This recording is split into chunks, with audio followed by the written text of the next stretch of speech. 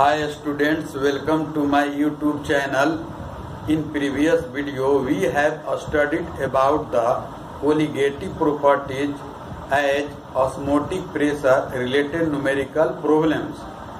Today we shall study about the topic abnormal colligative properties of solution. Let us start. What is the difference between normal and abnormal colligative properties of dilute solution? First of all, difference normal colligative property and abnormal colligative property के बीच study करते हैं।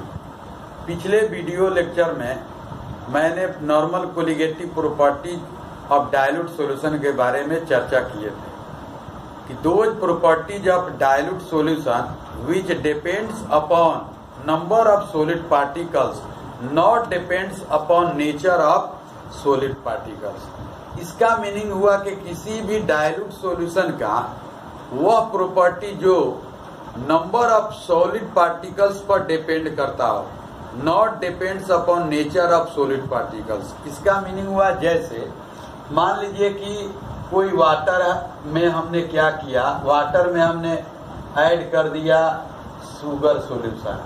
Sugar solute है, कैसा इसका nature है? तो ये है नॉन वोलाटाइल हो गया, और क्या है? नॉन इलेक्ट्रोलाइट है। Non volatile, non electrolyte. अब ये वाटर है, इसमें हमने शुगर पार्टिकल को ऐड कर दिए, ठीक है, सॉल्यूशन बन गया।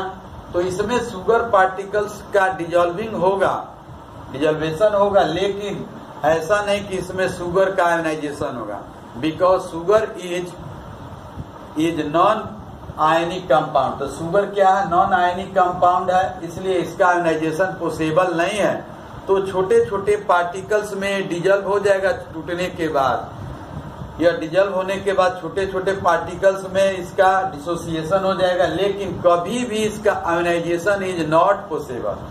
तो दूसरा एक ऐसा सॉल्यूशन लेते हैं जिसमें नॉन वोलाटाइल है, ये वाटर ले लिए, वाटर में हमने क्या किया? ऐड कर दिए। अब ये साल्ट को ऐड कर दिए। ये साल्ट का नेचर है नॉन वोलाटाइल, नॉन वोलाटाइल हो गया, और यह नॉन इलेक्ट्रोलिटिक के बदले ये क्या है? इलेक्ट्रोलिटिक सब्सटेंस है। तो साल्ट का क्या होगा? जब ये वाटर में डिजॉल्व होगा तो छोटे छोटे पार्टिकल्स में ये डिजॉल्व होगा, और लास्टली इसका क्या होगा? Ionisation is possible. इसमें क्या होगा? Ionisation is possible. इसमें आयोनाइजेशन पॉसिबल है, संभव है आयोनाइजेशन, ठीक। तो जैसे शुगर का मान लीजिए कि इतना ये बड़ा पार्टिकल लेते हैं, तो ये डिजॉल्व होने के बाद क्या होगा? इससे छोटा, ये और इससे छोटा होगा, इससे ये और छोटा होगा, इससे और ये छोटा होगा, इतना डिजॉल्व होगा, इससे भी और ये छोटा हो जाएगा, ठीक। अगर साल्ट को लेते हैं, सपोज कीजिए कि ये है, ये इतना, ये छोटा इससे डिजॉल्व हुआ, ये इससे और छोटा डिजॉल्व हुआ, इससे और ये छोटा डिजॉल्व हुआ, डिजॉल्व होने के बाद छोटा, ये इस तरह से ये हो जाएगा। लेकिन लास्ट में क्या होगा? NaCl है, साल्ट है, तो इसका आयोनाइजेशन होगा और ये कन्वर्ट हो जाएगा किसमें? केटायन, और प्लस एनायन में कन्वर्ट हो जाएगा, ठीक है, अपोजिट चार्ज कंटेनिंग स्पेसीज। लेकिन इसमें क्या होगा? किसी भी अपोजिट चार्ज कंटेनिंग स्पेसीज का प्रोडक्शन पॉसिबल नहीं है। अब समझिए दोनों का नेचर क्या? पहला तो दोनों का नेचर है कि both are soluble in water, दोनों वाटर में सोलेबल है, लेकिन एक ऐसा भी नेचर इन दोनों के पास है कि इसमें आयोनाइजेशन नहीं हो सकता, इसमें आयोनाइजेशन होगा। तो क्या हो सकता है? ये नंबर ऑफ सॉलिड पार्टिकल्स पर नॉर्मल कोलिगेटिव प्रॉपर्टी डिपेंड करता है, लेकिन जैसे ही नेचर ऑफ सॉलिड पार्टिकल्स पर डिपेंड करता है, तो उस कोलिगेटिव प्रॉपर्टी का नाम हम लोग क्या देते हैं? Abnormal colligative properties of dilute solution. तो इसमें आयोनाइजेशन पॉसिबल नहीं है, लेकिन इसमें आयोनाइजेशन पॉसिबल है। सपोज कीजिए कि NaCl लिए है, छोटे छोटे पार्टिकल में कन्वर्ट होगा आफ्टर डिजॉल्व होने के बाद, लेकिन लास्ट में क्या होगा? Na plus ion Cl minus ion में कन्वर्ट होगा। KCl है, यह भी टूट जाएगा, K plus ion, Cl minus ion में टूटेगा। सपोज कीजिए कि मान लीजिए कि आपको दिया हुआ है Al2SO4 का होल थ्राइस, तो यहाँ से यह भी क्या होगा, कैनाइज होने के बाद ये क्या होगा, कई पार्टिकल्स का फॉर्मेशन करेगा। तो हम लोग कह सकते हैं कि यहाँ पर क्या हो रहा है कि एक ही शुगर का पार्टिकल लास्ट में बचेगा, लेकिन ये लास्ट में एक भी होगा छोटा पार्टिकल्स के रूप में, तो वो क्या होगा, केटायन और एनायन में क्या होगा, कन्वर्ट होगा। तो स्वाभाविक है कि इसका नंबर ऑफ सॉलिड पार्टिकल्स बढ़ गया।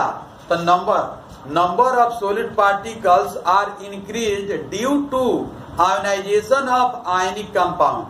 आयनिक कंपाउंड का आयोनाइजेशन होता है, इसलिए क्या होगा, नंबर ऑफ सॉलिड पार्टिकल्स में इंक्रीजमेंट होगी।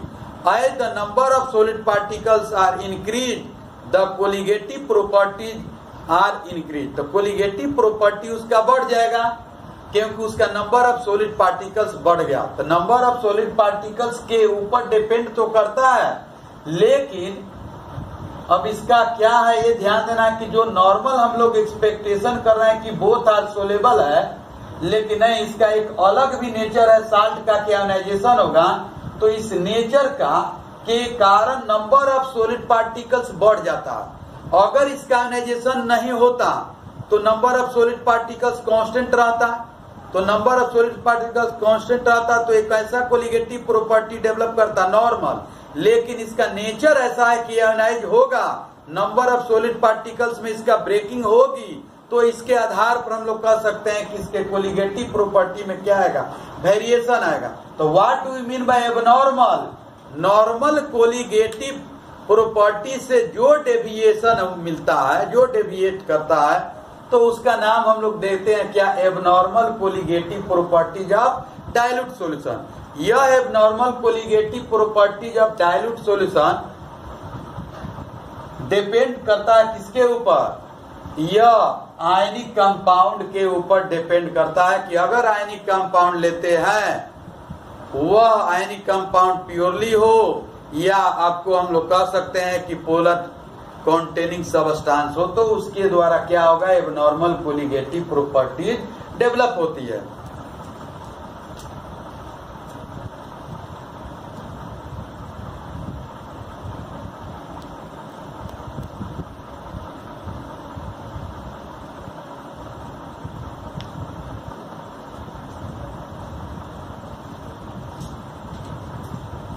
तो डेफिनेशन इसको हम लोग डिफाइन कर सकते हैं ऐसे कि the properties of dilute solution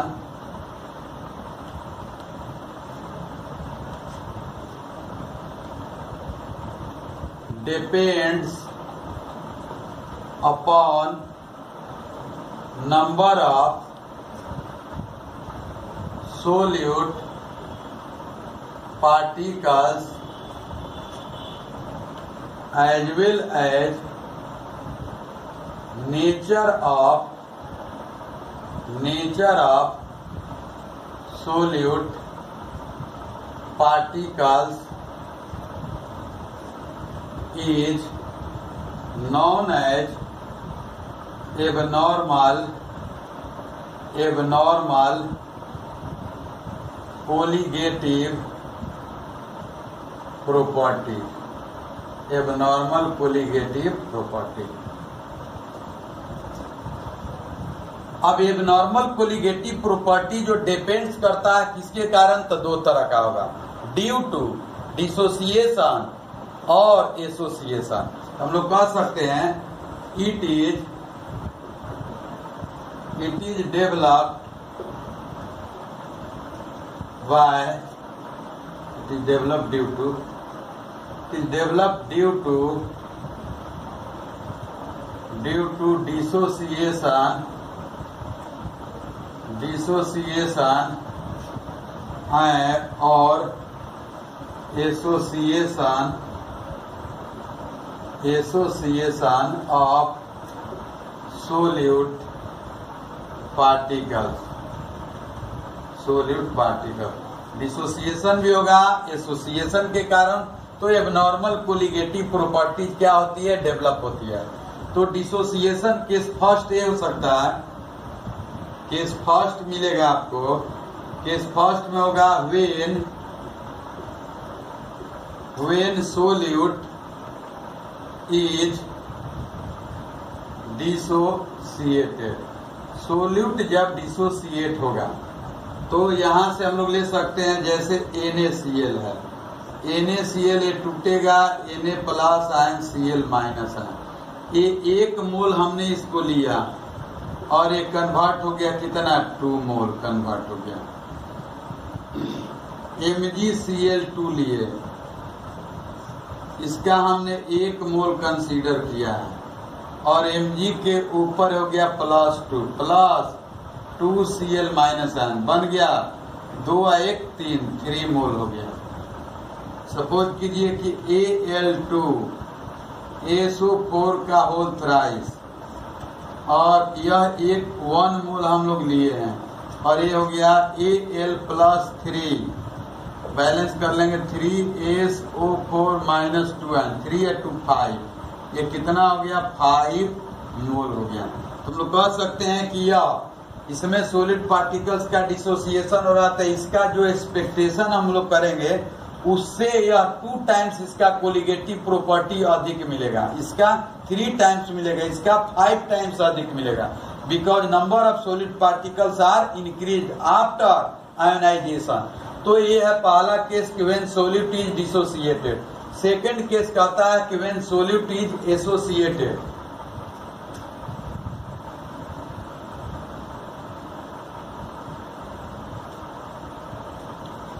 second case कह रहा है, case second when solute is associated. Solute क्या होगा, एसोसिएट करता है। तो हम लोग इसको क्या करते हैं कि जैसे बेंजीन में हम लोग बेंजोइक एसिड लेते हैं या एसिटिक एसिड लेते हैं, तो इसका 2 मोलेक्यूल मिल के कितना हो जाएगा, 2 हो जाएगा। तो हम लोग कह सकते हैं 2CH3 COOH और ये मिल के हो जाएगा आपको कैसा सोलवेंट चाहिए, तो हम लोग कह सकते हैं बेंजीन सोलवेंट में डालेंगे, तब बेंजीन सोलवेंट, तो ये मिल के हो जाएगा आपको CH3 COOH का होल ट्वाइस, 2 मिल के 1 हो गया। मतलब इसका मीनिंग हुआ कि 2 मोल हमने लिया और एक कन्वर्ट कर गया कितना, 1 मोल में कन्वर्ट कर गया। ठीक, सेम इसी प्रकार हम लोग ले सकते हैं 2C6 H5COOH और इसको हम लोग ले रहे हैं किसमें, बेंजीन सोलवेंट और ये मिलकर हो जाएगा C6H5COOH का, इसका हो जाएगा होल ट्वाइस, ये भी हो गया कितना, 1 मोल हो गया। ठीक है। थर्ड केस कहता है रिएक्शन होगा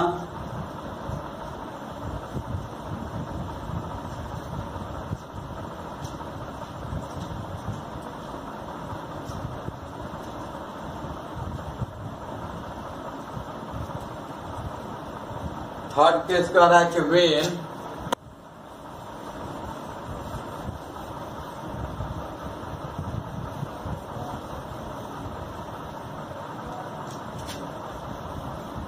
case third when solute reacts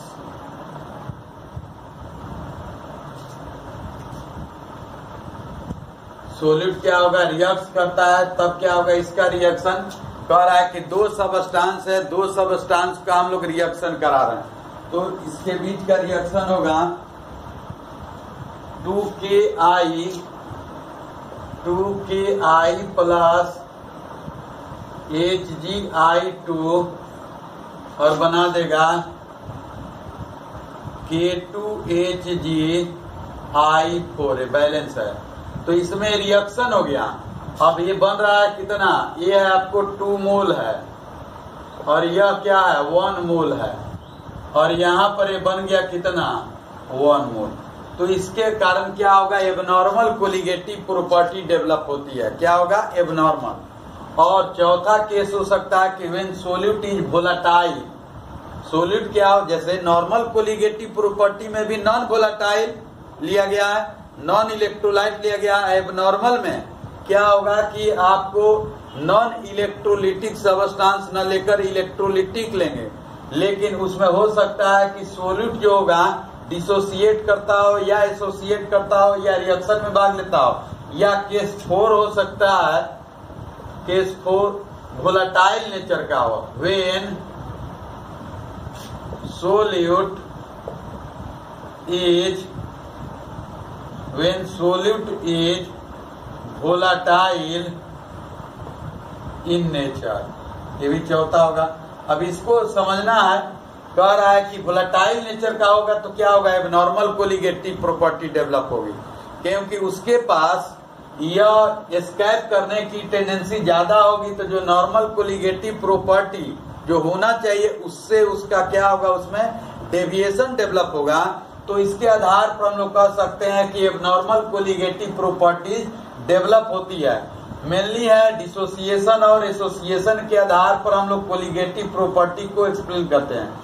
एक कंसेप्ट यहाँ ध्यान दीजिएगा, CH3COOH, अगर इसको हम वाटर में लेंगे, वाटर सोल्वेंट, तो ये डिसोसिएट करता है CH3COO माइनस आयन अब प्लस H प्लस आयन। हमने लिया 1 मोल और एक कन्वर्ट कर गया या 2 मोल। ये ध्यान दीजिएगा, अगर इसी CH3COOH अगर हम लोग लेते हैं कौन सा, बेंजीन में लेते हैं सोल्वेंट, बेंजीन सोल्वेंट, तो इसका कितना 2 मोलेक्यूल मिलके बना देगा 1 मोलेक्यूल। तो ये हमेशा याद रखिएगा कि यह एसिटिक एसिड और बेंजोइक एसिड कभी यह डिसोसिएशन में भाग लेगा, कभी एसोसिएशन में भाग लगेगा। तो डिसोसिएशन में कब भाग लेगा, when solvent used as water. Association में कब भाग लेगा, when solvent used as benzene. Benzene में लेंगे तो एसोसिएट करेगा और वाटर में लेंगे तो क्या करेगा, डिसोसिएट होगा। तो इससे रिलेटेड जो न्यूमेरिकल है ये बहुत ही लैंग्वेज में क्या करता है, ट्विस्टेड कर देता है। लिखेगा एसिटिक एसिड इन वाटर। अब स्टूडेंट के दिमाग में ये हमेशा बैठ जाता है कि जब भी होगा तो एसिटिक एसिड जो है डिसोसिएशन में भाग लेता है, इसका मीनिंग 2 मोलेक्यूल मिलके 1 मोलेक्यूल में कन्वर्ट हो जाएगा। या बेंजोइक एसिड है उसको भी वाटर में लिया जा रहा है तो वह भी क्या होगा, एसोसिएशन में ही भाग लेगा। लेकिन नहीं, याद रखिएगा, जब भी वाटर देगा तो डिसोसिएशन में भाग लेगा, और जब भी अगर बेंजीन सोल्वेंट है तो वह किस में भाग लेगा, एसोसिएशन में भाग लेता है। तो अब सोचिए कि नॉर्मल कोलिगेटिव प्रॉपर्टी डेवलप करता है नॉन आयनिक कंपाउंड, और आयनिक कंपाउंड के द्वारा डेवलप होता है कौन सा, एबनॉर्मल कोलिगेटिव प्रॉपर्टी। ये abnormal colligative property depends upon 4 factors. When solute is dissociated, when solute is associated, when solute reacts, और when solute is volatile in nature. Solute क्या करता है, रिएक्ट्स का, सोल्यूट इज रिएक्ट्स, अगर reaction में भाग लेगा तो ऐसे बनाएगा, तो भी क्या होगा, नॉर्मल कोलिगेटिव प्रॉपर्टी से डेवलप हो जाता है। एबनॉर्मल में मतलब डेविएशन आता है, नॉर्मल से डेविएट करेगा, तो उस कोलिगेटिव प्रॉपर्टी का नाम देते हैं हम लोग abnormal colligative properties of dilute solution. तो इसके आधार पर कह सकते हैं कि the properties of dilute solution depends upon number of solid particles as well as nature of solid particles is known as abnormal colligative property. ठीक, अब नॉर्मल कोलिगेटिव प्रॉपर्टी से जो डेविएट किया तो हाउ मेनी फैक्टर, तो इस factor का नाम दिया गया, यह वान टॉप नामक केमिस्ट थे, वह उसका नाम दिए वान टॉप फैक्टर। कि नॉर्मल कोलिगेटिव प्रॉपर्टी और एबनॉर्मल कोलिगेटिव प्रॉपर्टी दोनों के बीच किस प्रकार का यह वेरिएशन आता, हाउ मेनी टाइम्स का, तो इसको वह रिलेट किए। तो रिलेट किया गया कोलिगेटिव प्रॉपर्टी और मोलिकुलर मास के आधार पर भी यह रिलेट किया गया वान टॉप फैक्टर को। तो वान टॉप फैक्टर के बारे में समझते हैं हम लोग।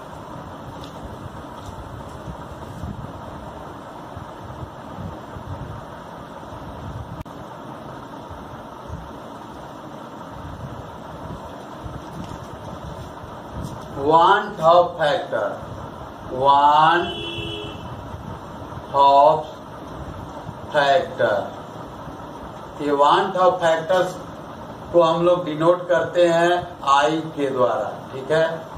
तो आई रिप्रेजेंट क्या कर रहा है कि it is the ratio of number of solid particles, number of solid particles after dissociation और association to the number of solid particles before dissociation और एसोसिएशन। तो यहां से इसको लिख सकते हैं number of particles after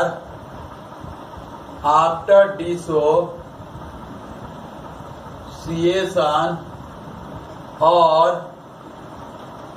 association divided by number of particles after dissociation और एसोसिएशन। ये नंबर ऑफ पार्टिकल्स के रूप में वान टॉप फैक्टर हुआ। इसको हम लोग ऐसे भी रिप्रेजेंट कर सकते हैं मोल्स के रूप में, number of moles after dissociation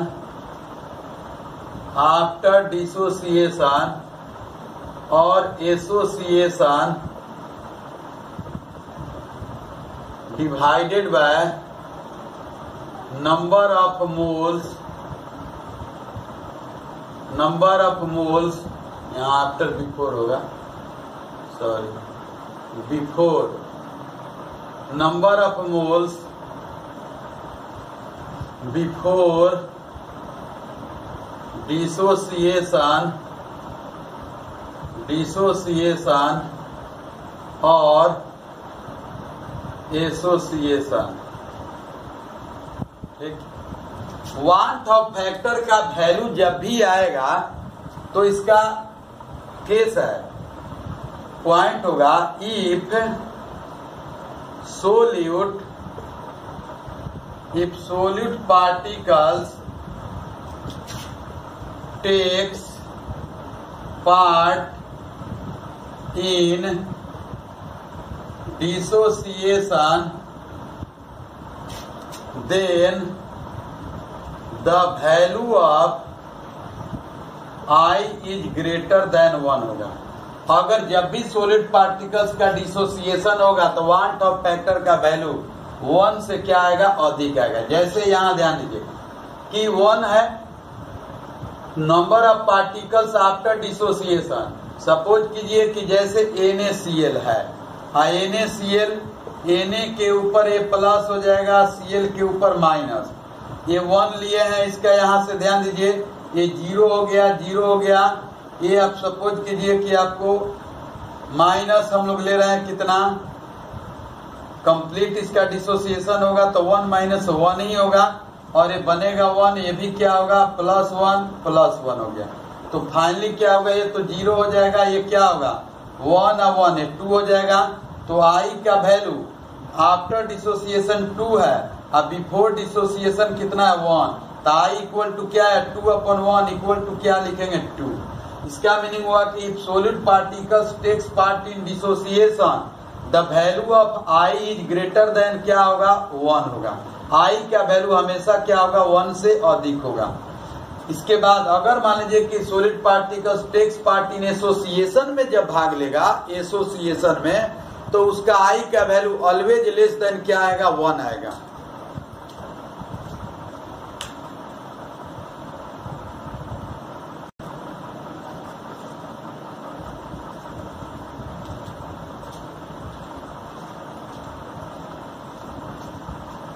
ये सेकंड है के सेकेंड वेन के सेकेंड होगा, या ऐसे भी लिख सकते हैं इसको, if solute particles takes part in association, then the value of small I less than 1 होगा, हमेशा कम होगा। इसका एग्जाम्पल ले सकते हैं, जैसे मान लीजिए कि CH3COOH है, इसका हमने कितना मोलेक्यूल लिया, 2, और कैसा सोलवेंट लिए हैं, तो बेंजीन का सोलवेंट लिया गया है, बेंजीन सोलवेंट, तो ये मिलकर हो गया कितना, 1 हो गया। CH3COOH इसका हो गया 2 से डिवाइड हो गया, मतलब 2 मिलके क्या हो गया, 1। तो स्वाभाविक है कि number of moles after dissociation और एसोसिएशन, तो क्या होगा, इसका 1 फैक्टर निकालेंगे तो पहले 2 है और बाद में कितना हो गया, 1 हो गया। तो आफ्टर एसोसिएशन 1 हुआ, अब बिफोर एसोसिएशन कितना है, इसका यह 2 मोल है, इसका यह कितना है, 1 मोल है। हम लोग लिख सकते हैं कि आप यह number of moles after association 1 हुआ, बिफोर एसोसिएशन तो 2 है, तो 1 डिवाइडेड बाय 2 हुआ, तो आप 1 फैक्टर इसका कितना मिला, 0.5। तो 2 तरह का, अगर सॉलिड सब्सटेंस डिसोसिएशन में भाग लेता है तो 1 फैक्टर का वैल्यू ऑलवेज क्या है, ग्रेटर देन यह 1 होगा। एसोसिएशन में सॉलिड पार्टिकल्स भाग लेगा तो always the value of 1 factor is less than 1 आएगा।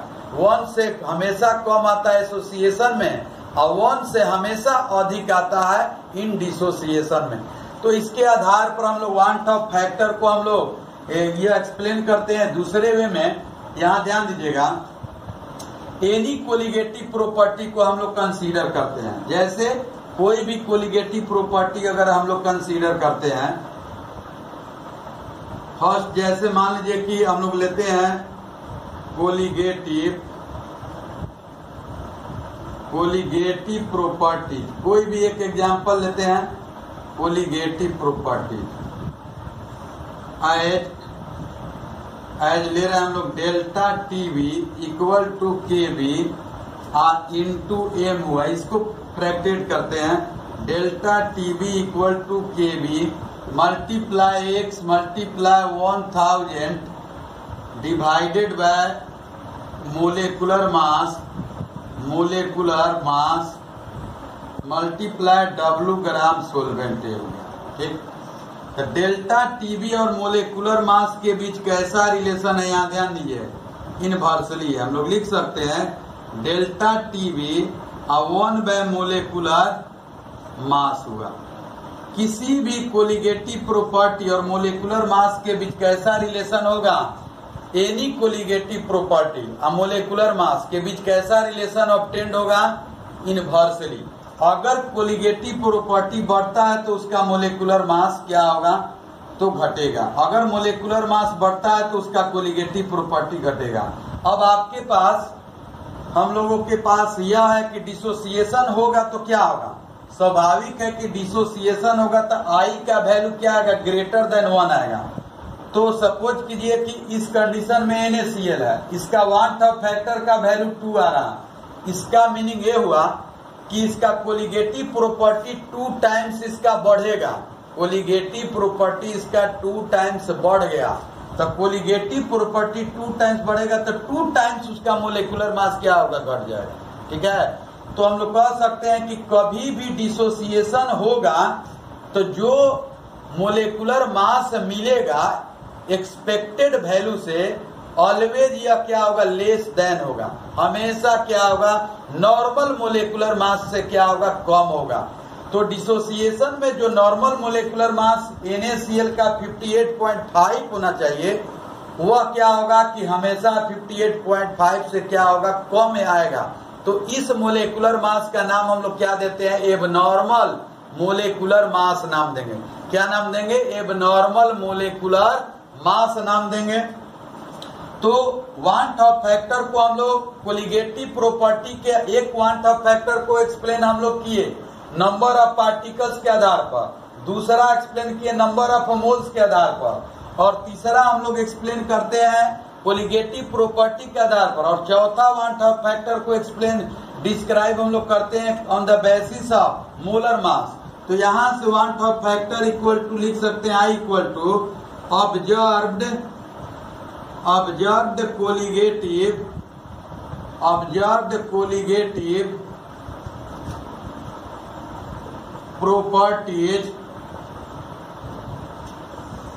Observed colligative properties divided by normal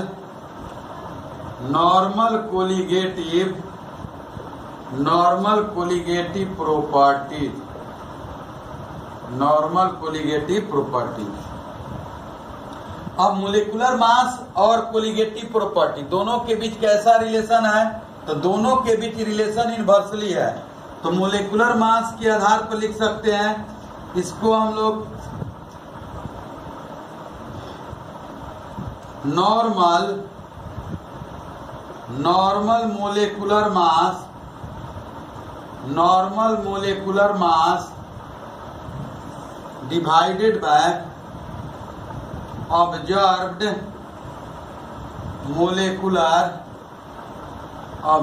molecular mass. इसको हम लोग MC मानते हैं, कैलकुलेटेड, जो फॉर्मूला से निकालते हैं हम लोग CH3COOH कार्बन का, हाइड्रोजन का, ऑक्सीजन का, ये ऐड करते हैं तो वो कैलकुलेटेड मिलेगा। ऑब्जर्व्ड एक्सपेरिमेंट के आधार पर जो मिलेगा वो ऑब्जर्व होगा, तो इसको हम लोग MO कहेंगे। I इक्वल टू क्या मिला? MC अपॉन क्या मिला? MO मिला। तो हम लोग कोलिगेटिव प्रॉपर्टी के आधार पर, मोलिकुलर मास के आधार पर वांट ऑफ फैक्टर को हम लोग एक्सप्लेन किए, यहीं पर लिख सकते हैं। अब ये हो जाएगा abnormal colligative property divided by normal colligative property. यहाँ लिखेंगे abnormal molecular mass divided by observed molecular mass. तो स्वाभाविक है कि जब डिसोसिएशन होगा तो जो ऑब्जर्व्ड कोलिगेटिव प्रॉपर्टीज होगा उसका वैल्यू क्या होगा? अधिक होगा। ऑब्जर्व्ड जैसे यह कोलिगेटिव प्रॉपर्टी डिसोसिएशन हो रहा था, वैल्यू उसका अधिक आएगा। तो ऑब्जर्व्ड कोलिगेटिव प्रॉपर्टी अधिक और नॉर्मल कम आएगा, तो आई का वैल्यू हमेशा क्या आएगा? 1 से अधिक आएगा। अब उल्टा कर दीजिए इसको, नॉर्मल मोलेकुलर मास का वैल्यू क्या आएगा? नॉर्मल मोलेकुलर मास का वैल्यू अधिक होगा, ऑब्जर्व्ड मोलेकुलर मास क्या होगा? कम आएगा, क्योंकि उसका डिसोसिएशन हो रहा है। जितना टाइम से डिसोसिएशन होकर उसका वैल्यू मिलेगा, जितना पार्टिकल्स ऑब्टेन्ड होगी उतना ही से कम आएगा। तो NaCl का 2 टाइम्स कम हो जाएगा। तो स्वाभाविक है कि नॉर्मल का 58.5 होगा, इसका क्या आएगा? कम ही आएगा उससे। तो वांट ऑफ फैक्टर का वैल्यू हमेशा इसमें भी क्या आएगा? आई का वैल्यू 1 से क्या आएगा? ग्रेटर देन आएगा। तो इसको हम लोग कहते हैं एबनॉर्मल कोलिगेटिव प्रॉपर्टी को हम लोग एक्सप्लेन करते हैं on the basis of want of factor के आधार पर। सेम इसी प्रकार समझ लीजिए कि डिसोसिएशन था एसोसिएशन, तो एसोसिएशन में आई का वैल्यू क्या है? लेस देन 1 है। एसोसिएशन अगर सॉलिड पार्टिकल्स का होगा तो लेस देन 1 आएगा। तो लेस देन 1 आएगा, तो इसके आधार पर हम लोग क्या कर सकते हैं कि एसोसिएशन, तो स्वाभाविक है कि उसका कोलिगेटिव प्रॉपर्टी का वैल्यू क्या आएगा? कम आएगा। तो ऑब्जर्व्ड कोलिगेटिव प्रॉपर्टी कम हो जाएगा, नॉर्मल ज्यादा रहेगा। तो ऊपर में वैल्यू कम है, नीचे हाई वैल्यू, तो स्वाभाविक है कि उसका जो रिजल्ट आएगा वह क्या आएगा? लेस देन 1 आएगा। तो इसके आधार पर हम लोग क्या है कि ये वांट ऑफ फैक्टर को एक्सप्लेन करते हैं। कई वे में हम लोग वांट ऑफ फैक्टर को एक्सप्लेन करते हैं। और यह याद रखिएगा, एसिड हमेशा बार बार कह रहे हैं, एसिटिक एसिड अगर वाटर में डिजल्व होता है तो वह डिसोसिएशन में भाग लेगा। एसिटिक एसिड को अगर आप लेते हैं किसमें? यह बेंजीन सोलवेंट में, तो वह एसोसिएशन में भाग लेगा।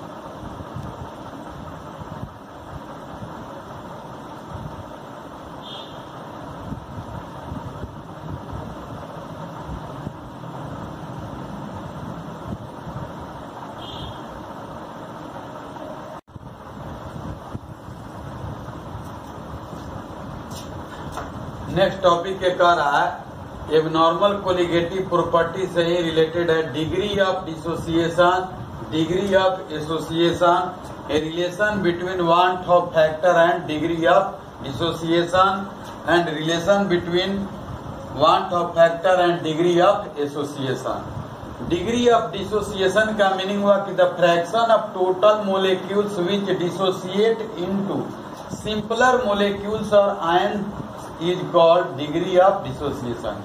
कह रहा है कि टोटल मोलेक्यूल्स का जितना फ्रैक्शन हो टूट जाता हो, डिसोसिएट होता हो सिंपलर में, तो छोटे छोटे पार्टिकल्स में, तो उसका नाम हम लोग देते हैं डिग्री ऑफ डिसोसिएशन। सपोज कीजिए कि एक बड़ा मोलेक्यूल ए है, एन ए में डिसोसिएट हो रहा है छोटे छोटे पार्टिकल्स में, at T equal to 0 second 1 शुरू में बनेगा, लेकिन तुरंत ये डिसोसिएट तो नहीं होगा। पानी में डालिएगा, सोचिएगा कि तुरंत वो डिसोसिएट हो जाएगा तो नहीं होगा, थोड़ा टाइम लेता है। तो आफ्टर टी सेकेंड के बाद माइनस अल्फा से क्या होगा, डिसोसिएट, इसके पार्टिकल्स में डिक्रीजमेंट हो गया है, इतना ही पार्टिकल्स का इंक्रीज होगा। तो कितना पार्टिकल्स का अल्फा से इंक्रीज होगा, अगर एन में डिवाइड हो रहा है 2 में, तो 1 अल्फा प्लस 1 अल्फा होगा, तो कलेक्टिवली एन अल्फा लिखा गया। Finally 1 minus alpha N alpha हो गया। Total number of particles after dissociation equal to 1 minus alpha plus N alpha हो गया। वांट ऑफ फैक्टर अभी जस्ट हमने बताया क्यू, बिफोर आफ्टर डिसोसिएशन और बिफोर डिसोसिएशन, तो 1 minus alpha plus N alpha divided by 1 plus N minus 1 alpha हो जाएगा, और डिवाइडेड बाय 1 करेंगे तो ये 1 कैंसिल हो जाएगा।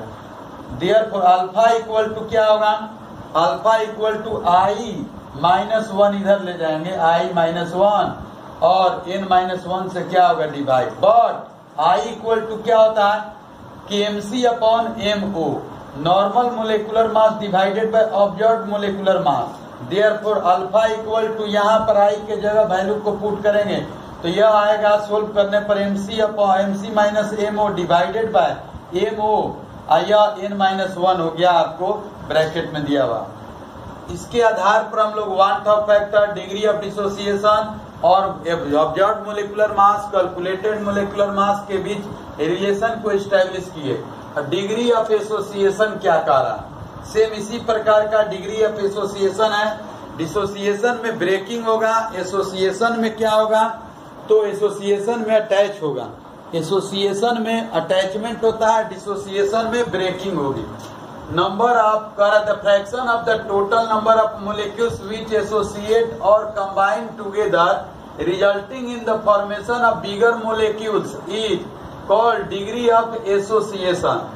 एन ए है और ये कंबाइंड होके या क्या हो रहा है कि ए एन हो जा रहा है, मतलब 2 मिलके 1 होगा, 4 मिलके 2 हो सकता है। इस तरह से यह डिग्री ऑफ एसोसिएशन है, क्योंकि रिजल्टिंग जो मोलेक्यूल्स बनेगा बिगर बनेगा, छोटे छोटे मोलेक्यूल्स अटैच होगा तो बड़े मोलेक्यूल्स का क्या करता है, फॉर्मेशन करता है। तो एन है N, at T equal to 0 second 1 है, शुरू में तो बने एसोसिएशन नहीं होगा, 0 minus alpha, degree of dissociation को भी अल्फा से डिनोट करेंगे और अल्फा से भी, अल्फा से डिग्री ऑफ एसोसिएशन को 1 minus alpha, alpha by n आ गया। Total number of particles after association 1 minus alpha plus alpha by n, i equal to van't of factor, मतलब एसोसिएशन कितना है आफ्टर एसोसिएशन, अब बिफोर एसोसिएशन, बिफोर एसोसिएशन 1 है, after association इतना है, ये वैल्यू आया। अब इसमें से हमने क्या किया, अल्फा को कॉमन ले लिए, तो 1 plus alpha 1 by N minus 1, इसको अगर करते हैं तो देखिए ये क्या आ जाएगा, यहाँ से आ जाएगा यह 1 माइनस ये अल्फा हो जाएगा, ये अल्फा आ जाएगा, आपको अल्फा बाय एन आ जाएगा, इसमें अल्फा बाय एन, और यहाँ पर क्या होगा अल्फा माइनस अल्फा हो जाएगा, तो minus alpha alpha by N, यही वैल्यू आएगा।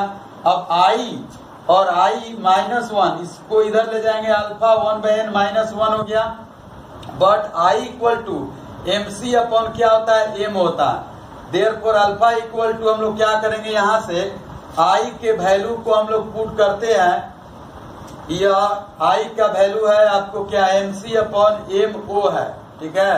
तो यहाँ से हम लोग अल्फा का वैल्यू निकाल सकते हैं, तो वैल्यू पुट करते हैं तो यहाँ से क्या होगा, आई का वैल्यू पुट करेंगे MC अपॉन MO, तो इसको सोल्व करेंगे तो वैल्यू आएगा, इसको देखिए यहाँ ऐसे सोल्व किए हैं MC अपॉन MO -1, यही हम लोगों के पास रखने के बाद मिलेगा। यहाँ MC अपॉन MO रखिएगा तो ये वैल्यू मिलेगा, इक्वल टू अल्फा 1/n-1 हुआ। अब एलसीएम लीजिएगा तो MO हो जाएगा, MC minus MO equal to alpha हो जाएगा, और इसका देखिए n होगा एलसीएम, तक n कैंसिल 1 माइनस n हो जाएगा divided by n, alpha equal to आ जाएगा MC minus MO divided by MO, और divided by 1 minus n divided by n आ जाएगा। अब इसको हम लोग क्या करते हैं, रीअरेंज करते हैं, तो MC minus MO divided by MO multiply n by 1 minus n है। अगर इसको चेंज कर देते हैं साइन, तो इसका भी साइन चेंज हो जाएगा, ठीक है। तो यहाँ से हमने क्या किया, n-1 कर दिए, n-1, तो यहाँ हो जाएगा MO माइनस MC। अगर मान लीजिए कि यहाँ 1 माइनस n होगा तो यहाँ MC माइनस M होगा, MO माइनस MC है तो यहाँ n-1 हो जाएगा। इस वे में हम लोग क्या करते हैं, degree of dissociation abnormal colligative properties में पूरे जितने भी नॉर्मल कोलिगेटिव प्रॉपर्टीज का कंसेप्ट स्टडी कर चुके हैं हम लोग, उससे रिलेटेड डेविएशन का स्टडी हम लोग करते हैं। इसलिए ये क्या है, बहुत ही लॉन्ग टॉपिक होता है, लेकिन बहुत ही इंटरेस्टिंग ये टॉपिक है। कॉम्पिटिटिव एग्जामिनेशन में बहुत ही इससे क्वेश्चन पूछता है। Tomorrow onwards we shall start the next topic, want of factor related numerical problems. Please subscribe, share, like and comments. Thanks.